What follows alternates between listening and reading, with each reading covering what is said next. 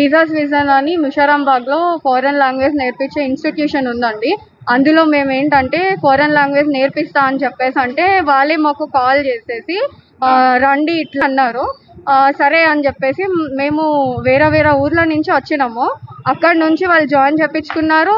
ఇక లాంగ్వేజ్ నేర్పిస్తాము, మీరు రండి, అది ఇది అని చెప్పారు. వీసా ఇప్పిస్తాం, ప్లేస్మెంట్ అన్నీ చెప్పారు. బట్ ఏంటంటే మా సీనియర్స్ ద్వారా మాకు తెలిసిన విషయం ఏంటంటే వాళ్ళు ఇప్పటికొచ్చి ఎవరిని పంపించలేదు, అండ్ దట్టు ప్లేస్మెంట్స్ ఇప్పించలేదు, ఎగ్జామ్ స్లాట్ బుక్ చేపించలేదు, ఏం చేపించలేదు. సో మాకు అలా డౌట్ వచ్చి మేము సీనియర్ బ్యాచ్ని అప్రోచ్ అయ్యాము. అప్రోచ్ అయితే వాళ్ళు చెప్పారు ఇట్లా ఎవరికి కాంటాక్ట్స్ లేవు, అది ఇది అని చెప్పి అన్నారు అనమాట.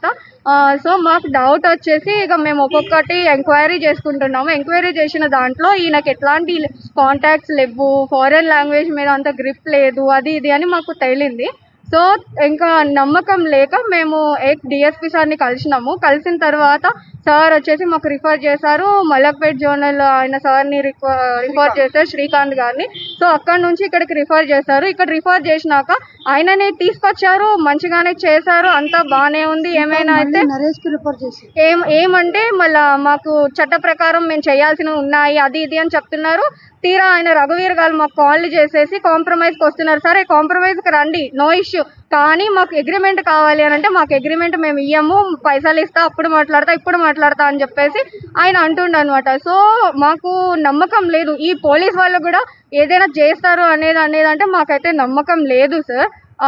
ఇప్పుడు కూడా మీరు డైరెక్ట్ అప్రోచ్ అయ్యారు, ఓకే, బట్ మాకైతే ఏదైనా ఉంది అని అంటే న్యాయం కావాలని మేము అందరం అయితే అనుకుంటున్నాము. సో ఆయన మీద మీరు ఎట్లాంటి రియాక్ట్ అవుతారో, ఎట్లాంటి రియాక్షన్ చేస్తారో మాకైతే తెలియదు. కాబట్టి కొంచెం మీరైతే న్యాయం చేయాలని అనుకుంటున్నాము, పైసలు అయితే వాపస్ రావాలని అనుకుంటున్నాము. 30 మంది వరకు ఉన్నారండి. ఒక్కొక్కరు ఏదో ఒక న్యాయం దొరికింది ఆ ఉద్దేశంతో ఉన్నాం. కానీ ఇక్కడ వచ్చి కేసు స్టేటస్ తెలుసుకునేసరికి అస్సలు నమ్మకం పోయింది.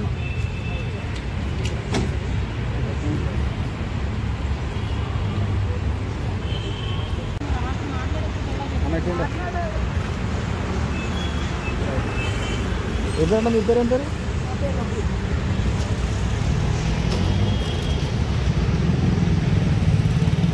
బాధితులు ఎంత? 40 మంది, 40-30 మంది అమ్మా. 30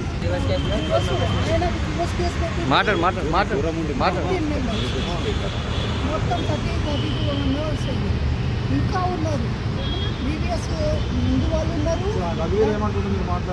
మళ్ళీ నేను కాల్ చేస్తాను, మీకు ఏదో ఒకటి సెటిల్ చేస్తాను, మీరు అట్లాంటి డిసిజన్ ఏం తీసుకోవద్దు, మీరు మీడియా వరకు వెళ్ళొద్దు, మనం మాట్లాడుకుందాం, 5